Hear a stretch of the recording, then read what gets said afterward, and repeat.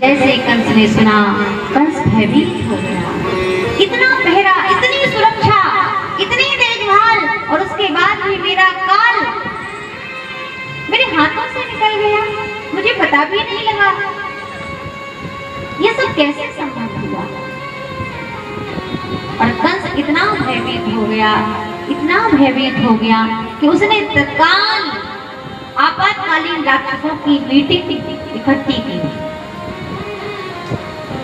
आपातकालीन राक्षसों की सभा को जोड़ा है और सभा में प्रस्ताव रखा है कि मेरे काल ने कहीं जन्म ले लिया है ब्रज में और उसको मारने का काम तुम सबको करना है।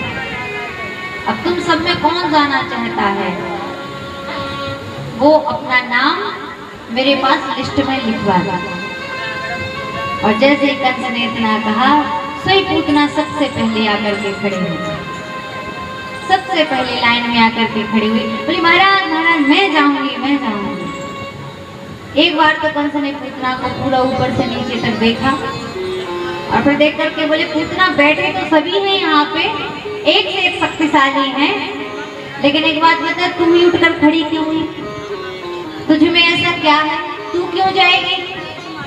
पूतना बोली महाराज मैं इसलिए जाऊंगी, मैं पहले नंबर पर इसलिए आई, क्यों?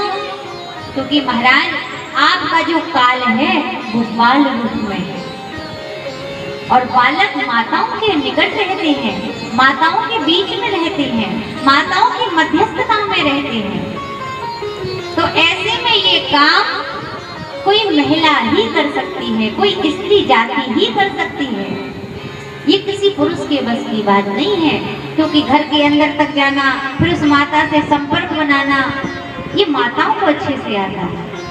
आप कहीं सफर कीजिएगा तो पुरुषों के इतने अच्छे संपर्क नहीं हो पाते, हमारी माताएं ट्रेन में भी इतने अच्छे संबंध बना लेती हैं, ये नाश्ता भी शेयर हो जाता है, फोन नंबर भी एक दूसरे को मिल जाते हैं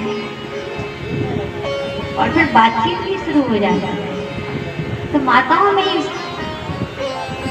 ये क्वालिटी होती है, माताएं बड़ी जल्दी संपर्क स्थापित कर लेती हैं, उनका स्वभाव ही इतना अच्छा होता है। पुरुषों में थोड़ी अकड़ भी होती है, हम क्यों बोले पहले, लेकिन माताओं को नहीं करता, वो फट पूछ लेंगे। तो पूतना बोली ये मेरे बस की बात है महाराज, इसकी आप मुझे आदेश दीजिए। कंस बोला बात तो तू बिल्कुल ठीक कह रही है।